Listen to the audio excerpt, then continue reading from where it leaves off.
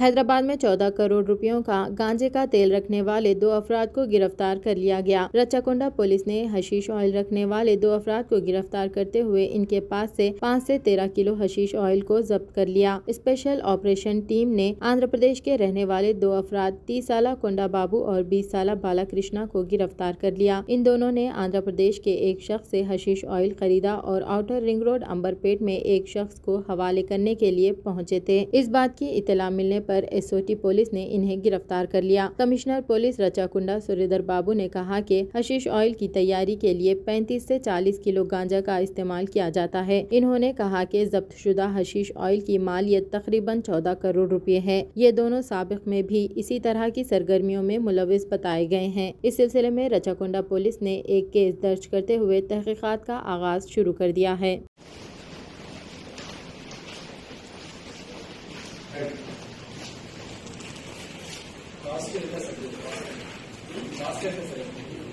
ఇప్పుడు మనము ఇప్పుడు తీసుకున్న దానికైతే 1 crore 8 lakhs అవుతుంది.